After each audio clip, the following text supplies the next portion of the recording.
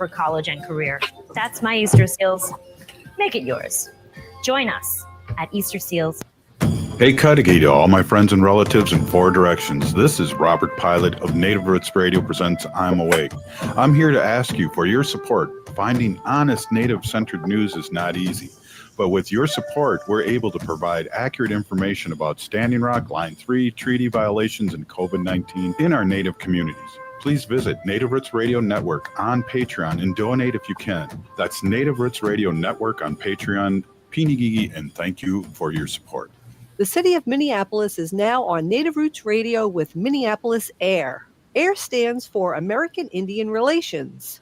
Guest host Christine McDonald talks to people about important things affecting the city's Native communities. Minneapolis AIR dives into topics like public safety, public health, elections, and so much more. Tune in to Minneapolis AIR on Native Roots Radio from 5 to 6 p.m. on the second Wednesday of every month, right here on AM 950. Ever wonder how far you could go with a bachelor's or master's degree? Metro State University is hosting 2 open house events in February. Learn about our bachelor's degree programs on February 24th, explore master's degrees, doctoral degrees, and graduate certificates on February 26th. Find out about financial aid options and how to apply. Discover how Metro State can help you take the next step in your career. Sign up today at metrostate.edu/open house. You belong at Metro.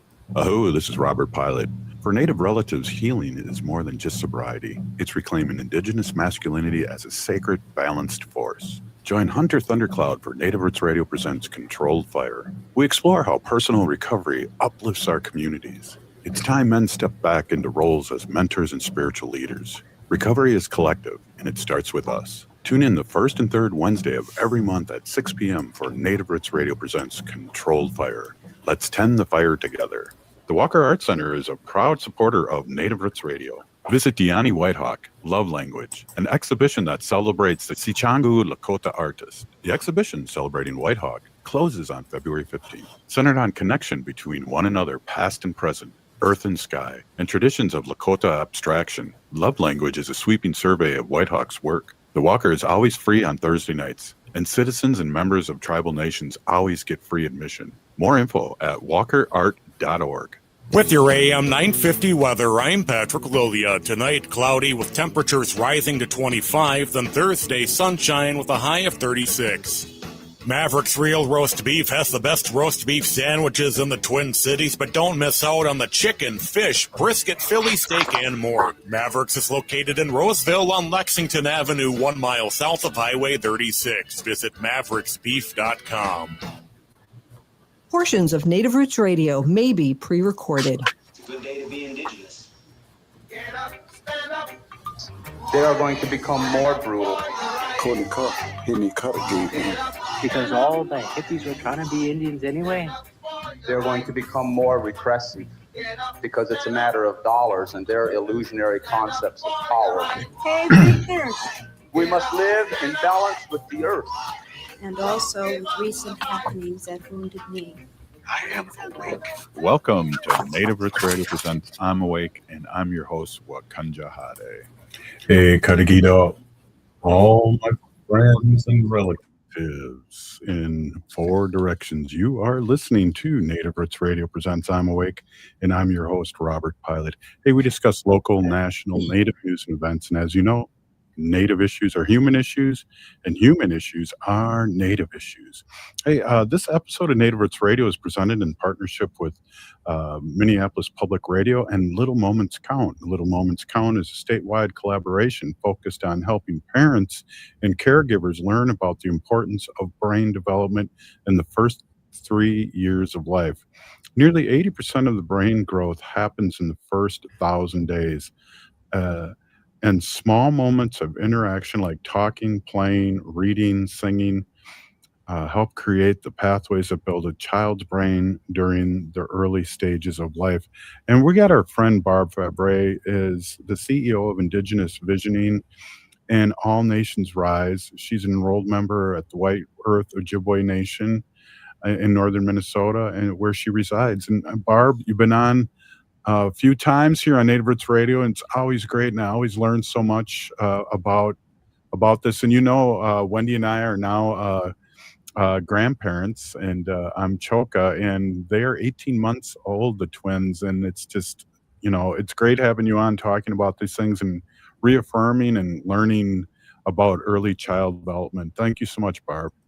Oh, miigwech. Yeah, isn't it fun being a grandparent? I absolutely love it. Highly recommend it. Yeah, definitely. I'm Definitely. always happy to be here. So, for the listeners that are not familiar with your work, can you tell us what you do and why you're so passionate about early years child life, especially those first 5 years?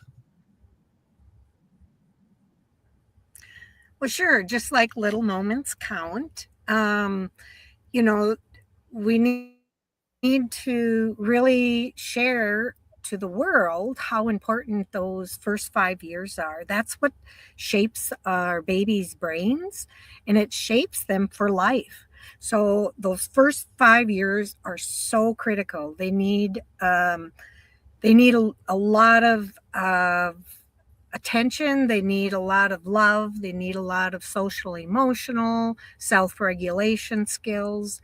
I mean, I used to work for Indian Child Welfare, and I had to remove children from their home.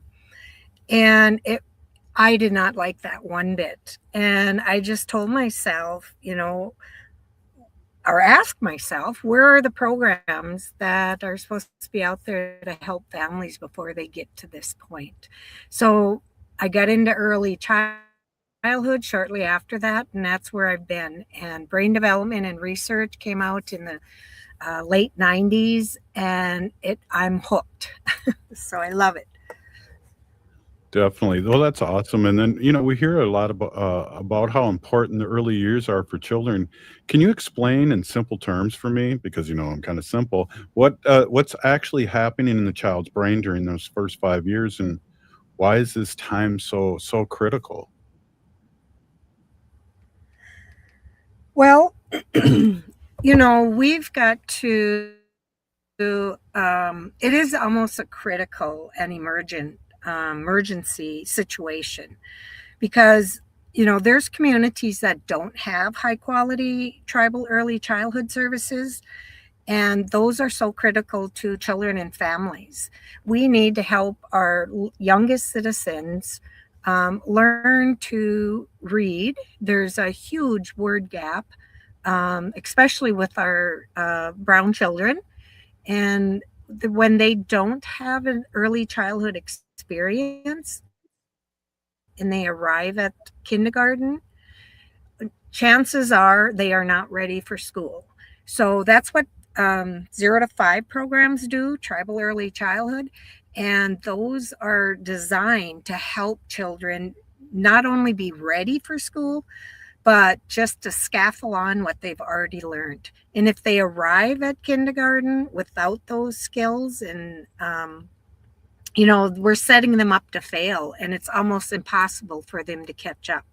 And that's where we see all these dropout rates, low graduation rates with our Indigenous communities. So we can do something about it. It's that important. Yeah, speaking of doing something about, there's a new national document that you've worked on with other leaders that says tribes, not state or federal governments, should be the ones deciding how to care for and educate the youngest children. Tell us a little bit about that. That's awesome. And being a former high school teacher, I can really appreciate that verbiage right there. Oh, 100%. Well, this is kind of like a life long effort of myself and Linda Smith. She's my mentor and friend, and we've gotten into some good trouble over the years. And Yeah. This was our idea that we've been thinking about a long time. We did the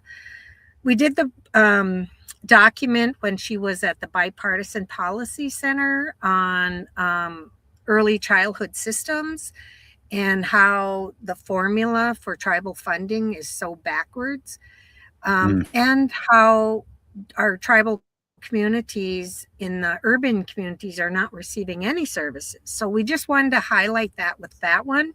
Now this document, it's called Native Nations Honoring Culture and Shaping Futures for Children and Families. It's a national agenda for tribal early childhood development and practice prioritizing tribal leadership in early childhood systems. I've been working towards this. We feel that tribal leaders are absolutely the people, just like parents, are the voice that we need. So this document is geared to show to support tribal leaders in their efforts in creating high quality early childhood systems in their own backyard. And it also goes a little step further and helps shows states and federal government how they can support tribal leadership and creating those high quality early childhood programs. Well, Barb, the document says that this work is not just a program, it's a movement of reclamation and renewal. That's powerful language. I really like to hear that. That's unpacked. And what does that mean to someone just hearing this for the first time? Well, it's a toolkit for tribal leaders. Tribal leaders are so spread out. They've got to be experts on everything because, they have to advocate for everything in their own backyards, in their tribal governments, in their communities. So we know it's hard for them to really be an expert. And if they don't know anything about early childhood, this is a document for them. It's a short document. It's an easy document. We have talking points. We have recommendations. When they're talking, on our behalf in Washington, D.C., or at those tribal consultations, we want to help them know what to say and what the priorities are in early childhood. Well, that's beautiful. Hey, I want to take a quick break, and we're here with Barb for Fabe, and Barb is a great guest, and we're talking about little moments count. We're talking about things like that, but Barb's also with All Nations Rise and Indigenous Visioning. Boy, that's hard for me to say today. Indigenous Visioning. But wait, we're going to take a quick break and then come back and talk a little bit more because this is so important. And I want to switch gears a little bit and talk about the urban communities too. So we'll be right back. This is Native Roots Radio with our friends at Little Moments Count. We'll be right back. The Walker Art Center is a proud supporter of Native Roots Radio, rooted in Lakota aesthetics of geometry, color, and pattern. Gianni Whitehawk's abstractions are rich in meaning, honoring generations of Native artists. Explore her wide-ranging practice, including vivid beading paintings, sculptures, and video installations, and Gianni Whitehawk's love language. The Walker is always free on Thursday nights, and citizens and members of tribal nations always get free admission. Plan your visit and get tickets at walkerart.org. Ever wonder how far you could go with a bachelor's or master's degree? Metro State University is hosting 2 open house events in February. Learn about our bachelor's degree programs on February 24th, explore master's degrees, doctoral degrees, and graduate certificates on February 26th. Find out about financial aid options and how to apply. Discover how Metro State can help you take the next step in your career. Sign up today at metrostate.edu/open house. You belong at Metro. Oh, this is Robert Pilot. For Native relatives, healing is more than just sobriety. It's reclaiming Indigenous masculinity as a sacred, balanced force. Join Hunter Thundercloud for Native Roots Radio presents Controlled Fire. We explore how personal recovery uplifts our communities. It's time men step back into roles as mentors and spiritual leaders. Recovery is collective, and it starts with us. Tune in the first and third Wednesday of every month at 6 p.m. for Native Roots Radio presents Controlled Fire. Let's tend the fire together. The city of Minneapolis is now on Native Roots Radio with Minneapolis AIR. AIR stands for American Indian Relations. Guest host Christine McDonald talks to people about important things affecting the city's Native communities. Minneapolis Air dives into topics like public safety, public health, elections, and so much more. Tune in to Minneapolis Air on Native Roots Radio from 5 to 6 p.m. on the second Wednesday of every month, right here on AM 950. I'm Lieutenant Governor Peggy Flanagan, and I want to be your next United States Senator, and you are listening to Native Roots Radio. Welcome back to Native Roots Radio Presents I'm Awake, and this is Robert Pilot. Hey, this episode of Native Roots Radio is presented in partnership with the Minnesota Public Radio and Little Moments Count, and we are here with our friend Barb Fabe, who is the CEO of Indigenous Visioning and All Nations Rise, and just a great guest and a lot of great insight. Barb, thank you so much for being on, as always. I really appreciate you. One of the things I wanted to talk about a little bit, because it's come to my attention here in the last year or so, with some real numbers here in the cities, that Minneapolis specifically has over 75,000 natives living there and over 150 different tribes, which just blows my mind. And that's from the Minneapolis Public Schools, that information. And that's not to mention the 7 county suburbs or St. Paul. And so we have a decent sized community. And today, many Native children live in these cities and off tribal lands. How do we make sure that these children are still get to learn their culture, language during these important early years? Oops, Barb, you're muted here. I got you. There you go. Okay. All right. So, they're almost a forgotten community, because many of them are so far, away from their own tribes and tribal lands, and they get in the urban. They move to the urban communities for multiple reasons. But that doesn't mean, they shouldn't get services. For that 75,000 Native Americans in the metro, we can only find 5 tribally run our early childhood programs in the metro. So, and 5 sites could maybe take care of 120 kids. So where are the other thousands and thousands of children going for early childhood in the urban? I think people need to ask themselves. So we need more, but urban communities, they don't have tribal support with federal dollars, and that's not because of the tribe, it's because of the federal government and the way they write their policies. So they should be talking to tribe, negotiating with tribes, and updating the tribal formula. The formula that they have right now for tribes is so outdated. It's at 30 years old, if I'm not mistaken. And so we know that, those funding formulas are so old that, tribes can only support the programs on their tribal lands. But, there's a lot more of their members and their constituents in the urban. So what can we do? Yeah. And that's what this document is going to hopefully do. We're sending out to every tribal council member. We're sending out to senators and legislators. And we really want and hope that tribal leaders take this and go and use some of the language out of it and, fight for us. Fight for change. That's awesome. And that's something that, I know our nation here in Minnesota has a tribal office, Ho-Chunk, but there's no... There's a youth program, but there's no early childhood program. So that's really interesting that you say that. Hey, for the parents that are listening live in the urban areas, what should they look for in early childhood programs? What questions should they be asking?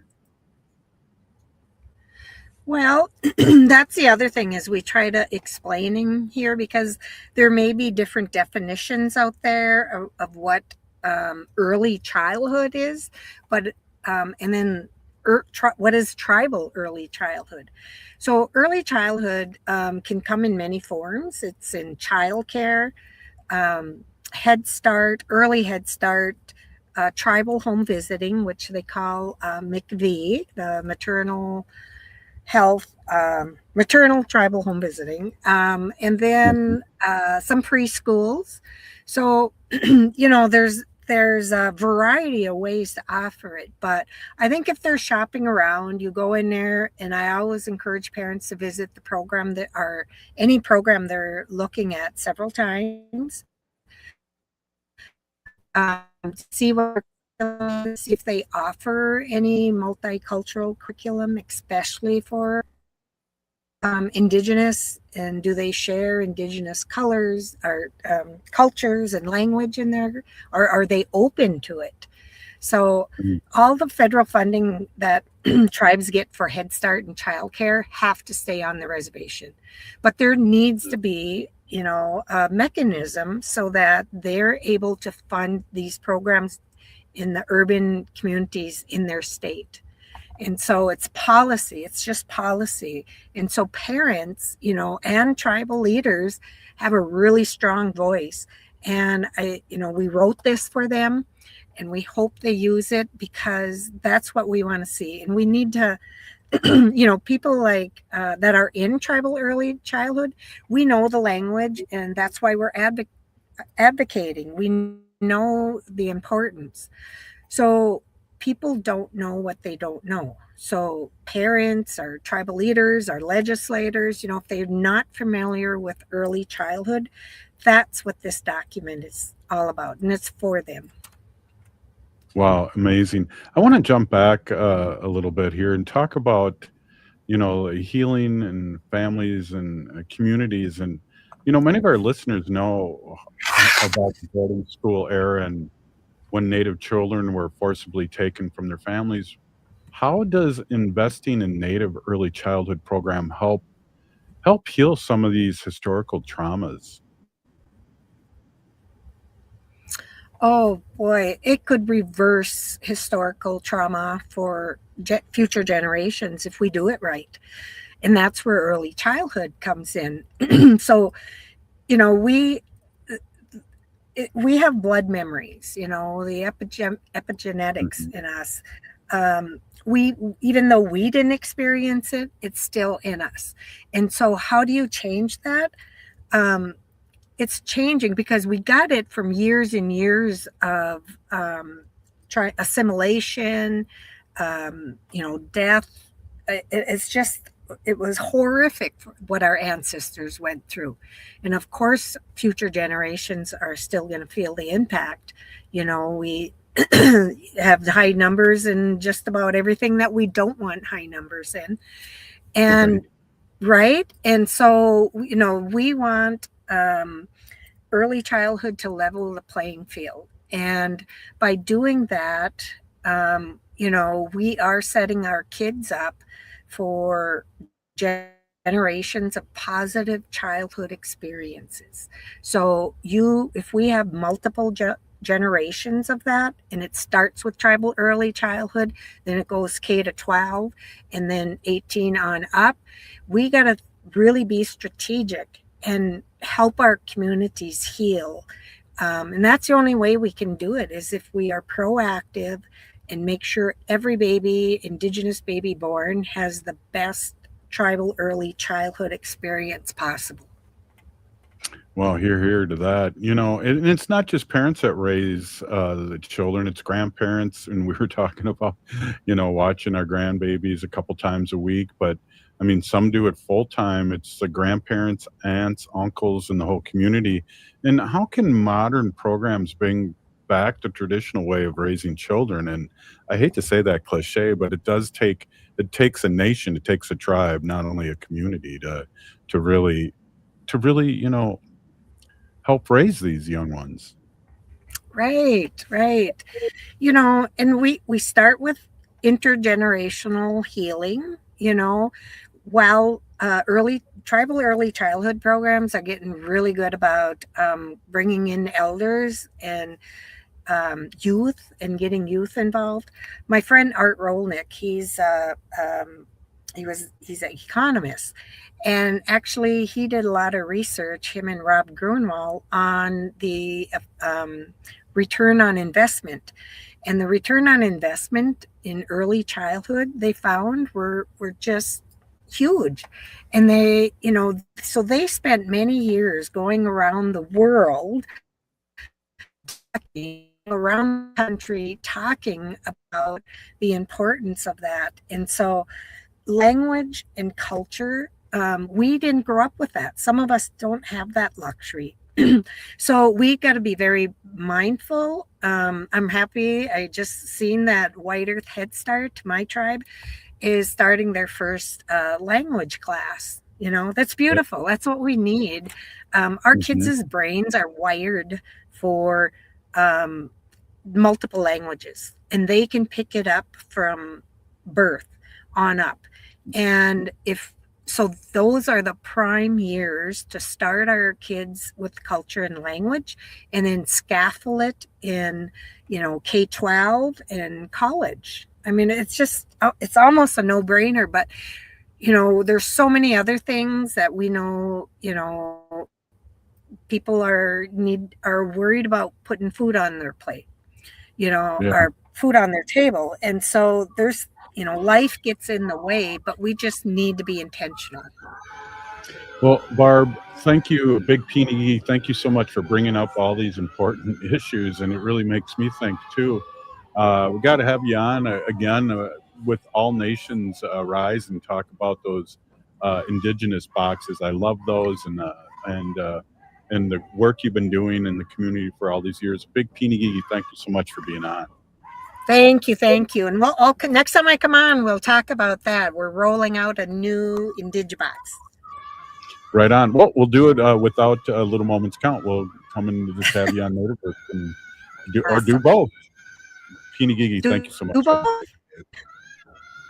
Up next, the Walker Arts Center is a proud supporter of Native Roots Radio. Visit Diani Whitehawk, Love Language, an exhibition that celebrates the Sichangu Lakota artist, centered on connection between one another, past and present, earth and sky, and traditions of Lakota abstraction. Love Language is a sweeping survey of Whitehawk's work. The Walker is always free on Thursday nights, and citizens and members of tribal nations always get free admission. More info at walkerart.org. Ever wonder how far you could go with a bachelor's or master's degree? Metro State University is hosting 2 open house events in February. Learn about our bachelor's degree programs on February 24th, explore master's degrees, doctoral degrees, and graduate certificates on February 26th. Find out about financial aid options and how to apply. Discover how Metro State can help you take the next step in your career. Sign up today at metrostate.edu/open house. You belong at Metro. The city of Minneapolis is now on Native Roots Radio with Minneapolis AIR. AIR stands for American Indian Relations. Guest host Christine McDonald talks to people about important things affecting the city's Native communities. Minneapolis AIR dives into topics like public safety, public health, elections, and so much more. Tune in to Minneapolis AIR on Native Roots Radio from 5 to 6 p.m. on the second Wednesday of every month, right here on AM 950. Oh, this is Robert Pilot. For Native relatives, healing is more than just sobriety. It's reclaiming Indigenous masculinity as a sacred, balanced force. Join Hunter Thundercloud for Native Roots Radio presents Controlled Fire. We explore how personal recovery uplifts our communities. It's time men step back into roles as mentors and spiritual leaders. Recovery is collective, and it starts with us. Tune in the first and third Wednesday of every month at 6 p.m. for Native Roots Radio presents Controlled Fire. Let's tend the fire together. Thinking about college? Consider Minnesota Private Colleges. These 18 nonprofit institutions keep the focus on students with small classes and professors who will get to know you. You'll find students from all backgrounds, and no 2 colleges are alike. And when it comes to cost, they're more affordable than you think. Find the college that's right for you at mnprivatecolleges.org/possible. That's mnprivatecolleges.org/possible. The Walker Art Center is a proud supporter of Native Roots Radio. Visit Diani Whitehawk, Love Language, an exhibition that celebrates the Sichangu Lakota artist. The exhibition celebrating Whitehawk closes on February 15th, centered on connection between one another, past and present, earth and sky, and traditions of Lakota abstraction. Love Language is a sweeping survey of Whitehawk's work. The Walker is always free on Thursday nights, and citizens and members of tribal nations always get free admission. More info at walkerart.org. Rebuilding Together Minnesota provides critical home repairs and safety modifications at no cost to low-income homeowners, with a focus on supporting BIPOC communities across Minnesota, because everyone deserves a safe place to live. If repairs feel out of reach, help is available. Their work helps older adults stay independent, support families, and strengthens neighborhoods. Apply during the application window through March 31st. Visit rtmn.org and select Apply for Help, or call 651-776-4273. Rebuilding Together Minnesota, where neighbors help neighbors. With your AM 950 weather, I'm Patrick Lilia. Tonight, cloudy with temperatures rising to 25, then Thursday, sunshine with a high of 36.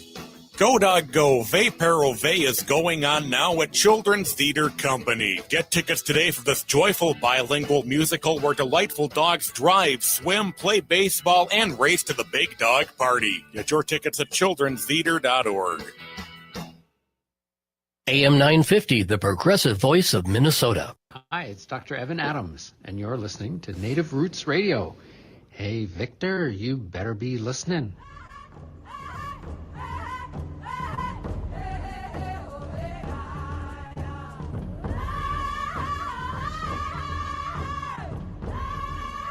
Hey, welcome back to Native Roots Radio. Hey, we have our friend Tawny on. And Tawny, talk a little bit about yourself and what organization you're with. And I'm excited to talk about what you do for the state of Minnesota, but also a little bit about you and upcoming event. Thank you and welcome. And thank you so much for being on Native Roots Radio. Well, thank you so much for having me, Robert. Yes, this is the first time I've been on Native Roots Radio. However, I've been a big follower. Sometimes I'll stream your show while I'm working and kind of get to hear maybe the shows that I didn't get to watch in live. But my name is Tawny Smith-Savage. I'm Paiute Shoshone. I'm originally from Northern Nevada. Today, I am coming from Fond du Lac Reservation, which is my home. I've been living around the area for about 26 years, mostly as a social worker and really as a helper and community member to my relatives. Currently, I serve as the Violence Prevention Coordinator for the Missing and Murdered Indigenous Relatives Office.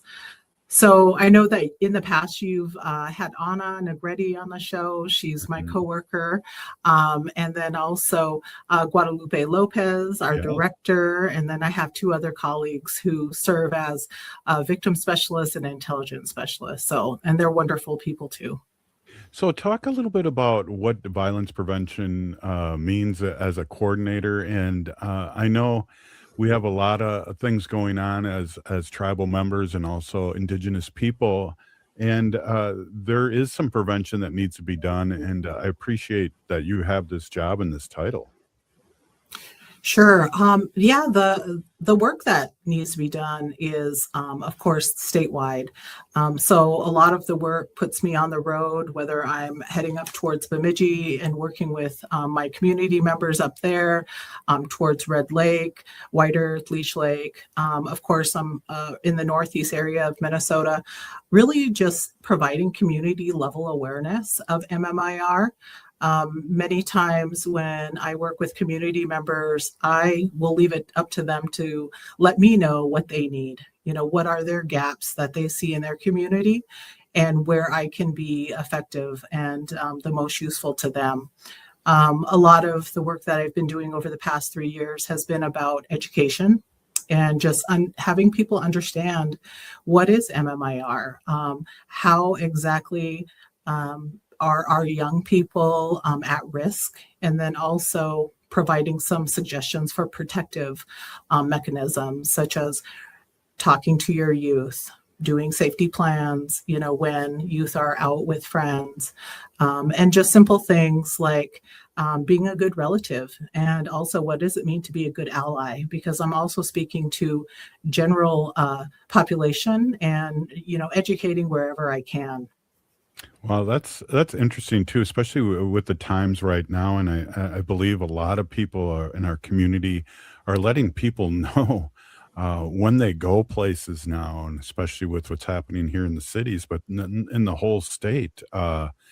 That's such an important ingredient that we need to do is keep vigilant about where we are and who we're with.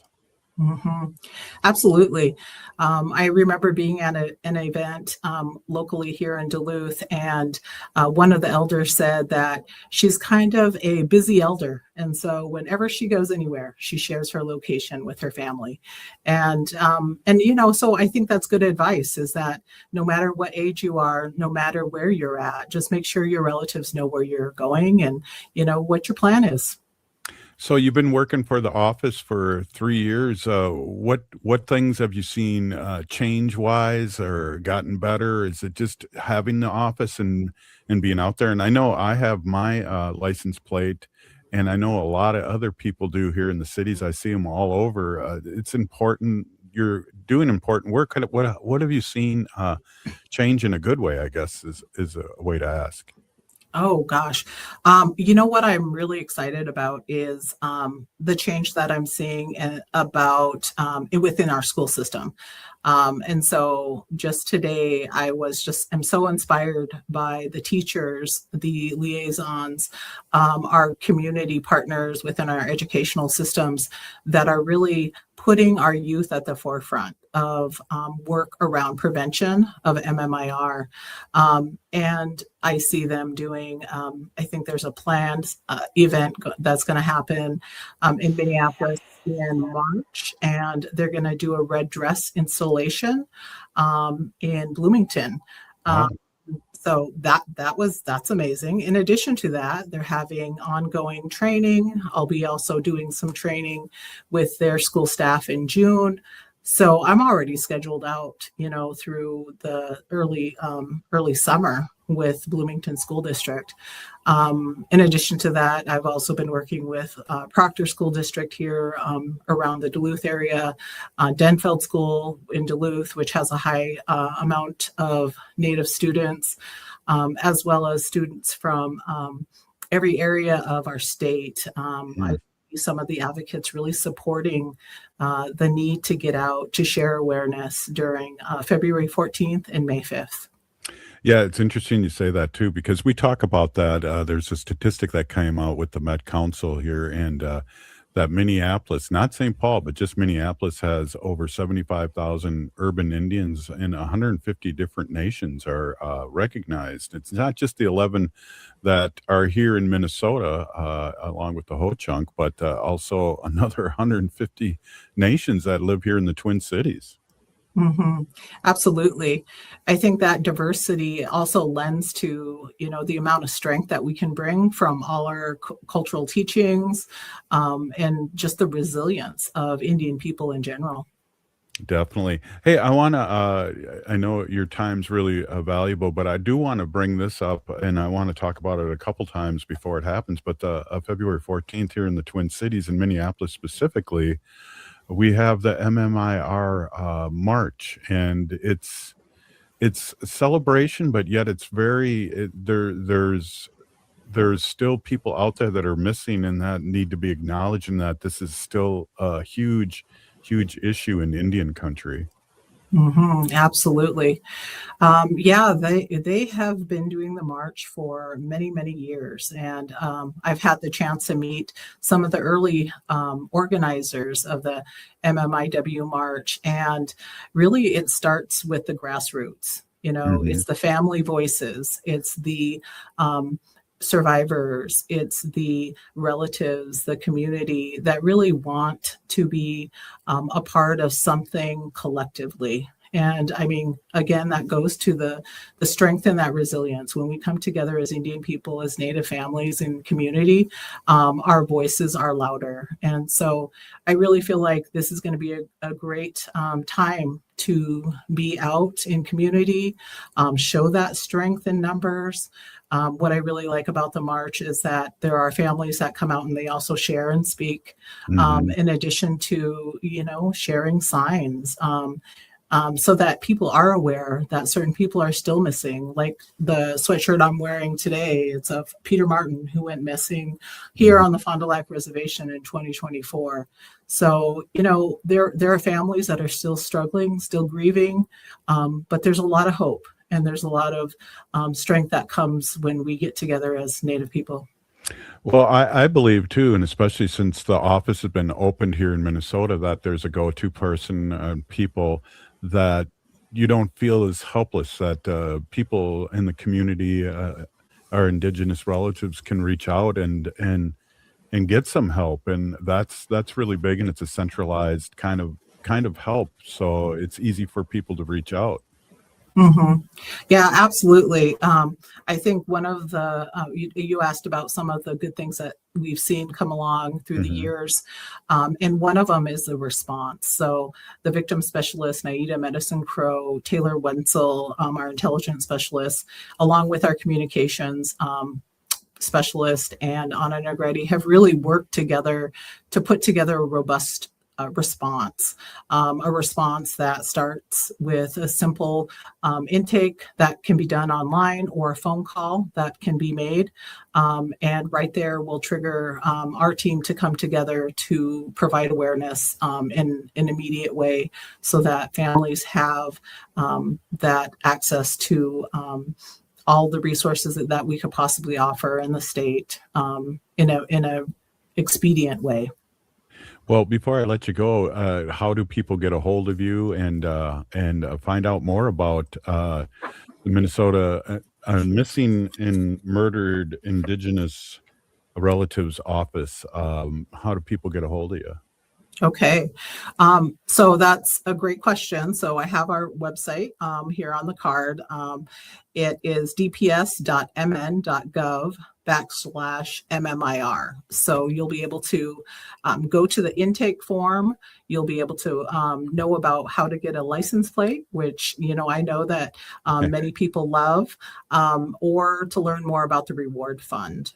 So go to the website. That's the best place for information.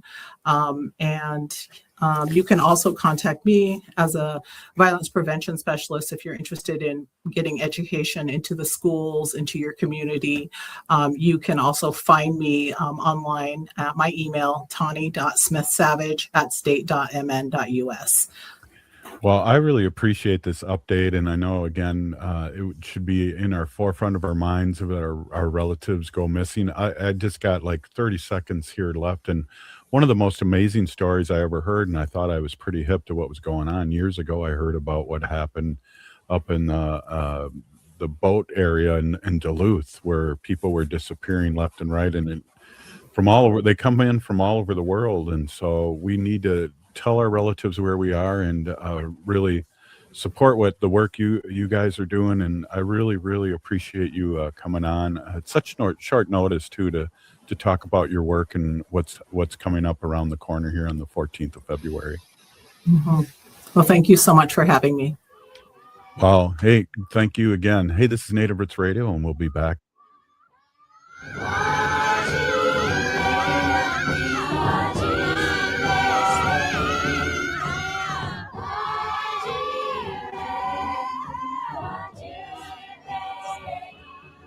Great.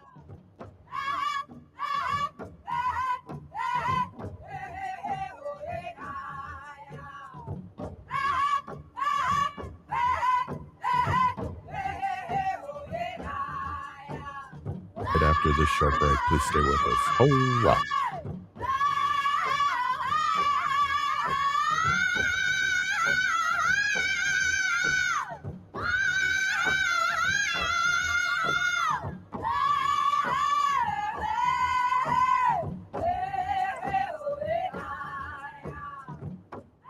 Walker Art Center is a proud supporter of Native Roots Radio, rooted in Lakota aesthetics of geometry, color, and pattern. Tawny Whitehawk's abstractions are rich in meaning, honoring generations of Native artists. Explore her wide-ranging practice, including vivid beading paintings, sculptures, and video installations in Tawny Whitehawk's love language. The Walker is always free on Thursday nights, and citizens and members of tribal nations always get free admission. Plan your visit and get tickets at walkerart.org. The city of Minneapolis is now on Native Roots Radio with Minneapolis AIR. AIR stands for American Indian Relations. Guest host Christine McDonald talks to people about important things affecting the city's Native communities. Minneapolis AIR dives into topics like public safety, public health, elections, and so much more. Tune in to Minneapolis AIR on Native Roots Radio from 5 to 6 p.m. on the second Wednesday of every month, right here on AM 950. Ever wonder how far you could go with a bachelor's or master's degree? Metro State University is hosting 2 open house events in February. Learn about our bachelor's degree programs on February 24th. Explore master's degrees, doctoral degrees, and graduate certificates on February 26th. Find out about financial aid options and how to apply. Discover how Metro State can help you take the next step in your career. Sign up today at metrostate.edu/open house. You belong at Metro. Oh, this is Robert Pilot. For Native relatives, healing is more than just sobriety. It's reclaiming Indigenous masculinity as a sacred, balanced force. Join Hunter Thundercloud for Native Roots Radio presents Controlled Fire. We explore how personal recovery uplifts our communities. It's time men step back into roles as mentors and spiritual leaders. Recovery is collective, and it starts with us. Tune in the first and third Wednesday of every month at 6 p.m. for Native Roots Radio presents Controlled Fire. Let's tend the fire together. You're listening to Native Roots Radio. This is Spirit from Reservation Dogs. Get up and listen.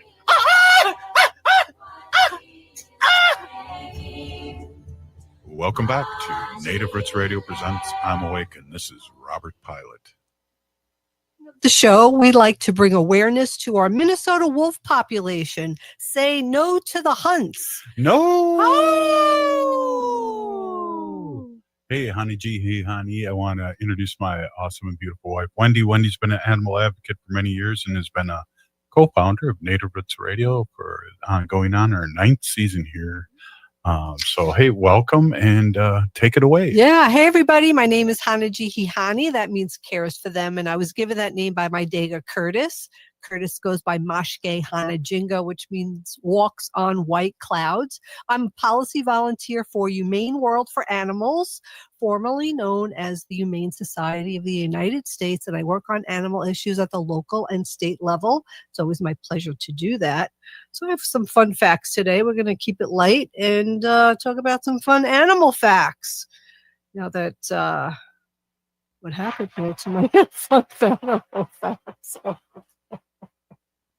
What's happening? Okay. So did you know that when you hear bird song, your brain is wired to respond to the frequency of bird song? Yeah, for thousands of years, it meant daylight, safety, and no danger nearby. Today, it still activates your parasympathetic nervous system, the one responsible for rest, digestion, and regeneration. What about crickets? I need to get up earlier so I could listen to the bird songs. I remember that when I was a kid and, we didn't have any air conditioning or anything in our house. So we had the windows open, and early in the morning, you'd hear the birds singing. And I remember yelling at my window, "Shut up!" Oh, geez. Because they woke me up. You should do that in Stillwater too. But I do, now our windows are closed. We have the AC on, and I never hardly hear the birds singing, singing in the morning. But, yeah. Oh, that's sad. Yeah. So there's this dog, and I've talked about him before in the past, but I came across his name's Odin. So Odin, the hero dog who refused to leave his goats behind during California's Tubbs Fire. In 2017, as California's deadly Tubbs Fire swept through the North Bay, a Great Pyrenees named Odin made the choice that stunned his family. When evacuation orders came, Odin refused to leave his herd of 8 goats despite the growing danger. His owner, Roland Hendel, was forced to evacuate, heartbroken, knowing if Odin would survive. But Odin didn't run. As the fire raged, he led the goats to a rocky area he instinctively knew was safer and stayed with them throughout the night. Days later, the family returned expecting ashes, but Odin came limping towards them, burned and injured, with all 8 goats safe. Wow. Even more incredibly, he had also protected several baby deer that had joined the herd. Odin's loyalty and courage saved lives. Bred for generations to guard livestock, he lived up to his legendary and in most extreme conditions. His story became a symbol of hope, love, and unbreakable bond between animals. In the face of disaster, Odin proved that true heroes don't flee, they stay. That's a true story. That's Odin, yeah. That's really unbelievable how the dog, you could look him up and see pictures of him. His owners took pictures of him as soon as he was rescued, so. Right. Yeah, but all 8 goats survived and a couple of baby deer. So there you go. So we have crows that come in our backyard all the time. They're literally go on the telephone wire and on top of our garage, and they squawk at us because they know that we throw them peanuts and seeds and stuff. They give gifts, though. They do give gifts. They leave Robert feathers. They're big, black, beautiful feathers.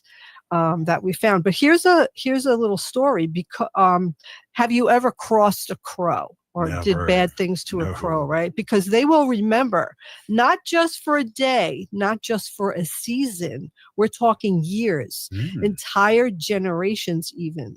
Crows have one of the most advanced memories in the animal kingdom. They recognize human faces, pass along information through their family lines, and aren't shy about holding a grudge. These aren't your average birds. They attend crow funerals, use tools, and even have regional dialects. If you're lucky enough to befriend one, they might bring you shiny gifts. Right. But if you wrong one or anyone in their murder, and their murder is their group, they'll make sure the whole sky knows about it. This is not superstition. This is science. Wow. Yes. So there's a story about a little girl in England who was walking with her mom to school and saw this crow. So she decided to bring peanuts, and the little girl every day would bring a pocket full of peanuts and feed the crow on the way to school and leave the peanuts for the crow. And this particular crow would find little shiny objects around, all kinds of things, and leave them for her, like on her stoop. Wow. And she got a little, like a shadow box, and she kept all the stuff that the crow left her.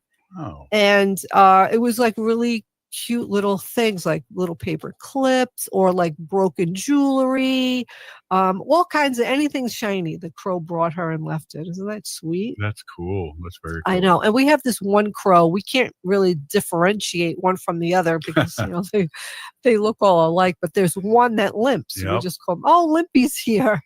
There's one that has his mouth open too. He breathes through his mouth. That was weird. Well, that was weird, but I think it was on a really, really hot day. We put this hose out for him and put the water on, like spray, like a shower spray, and then like 3 of them were like in our grass, just rolling around doing a bird bath. It was really kind of unbelievable. Cool. Yeah. Good news here. I have pause up for Rhode Island. New law bans cat declawing effective September 1st. So I'm really happy about that. New York is another state. I don't know what other states have the cat declawing law into effect, but I think it's a really great thing to do that. So yeah, it's just not a thing, Wendy. You've talked about it over the years that it's like pulling our nails out. A human's nails out. It's not even pulling the nail. They cut the knuckle, like the first knuckle off. Yeah, so it's really amputation. I had to be educated about this because I didn't realize that also. I just thought it was like pulling the nails out, and even though that's bad, but it's literally amputation, and a lot of vets won't do it. That's something here we've been working on with being a policy volunteer for Humane World for Animals that we're trying to get passed here in Minnesota. So we're working on that, little by little. We want our state here, Minnesota, to be a humane state for animals. So. Absolutely. Yeah. Did you know wolves and ravens? So raven is like a crow, but they're bigger. They have more of a rounded beak. Huh. Yeah. And they're supposed to be even smarter than crows. So, did you know that wolves and ravens share an unexpected bond in the wild, almost like a natural friendship? Ravens often follow wolf packs, feeding on their remains of their kills, while wolves seem to tolerate and even play with them. It's rare cross-species connection built on trust, cooperation, and survival. So these ravens follow the wolves around, and the wolves will, kill an animal to eat it, and then the ravens get to eat as well. You get to join in the feast. They do. They're like a symbiotic little companionship there. Yeah. Wow. Yeah. Excellent. Unbelievable. Hey, wow. Great information as always. Wendy Pilot with our sacred animal portion of the show. Always great to get input and to even talk about stories that we've talked about before. It's awesome. Always. Hey, everyone have a great weekend. This is Native Roots Radio signing off.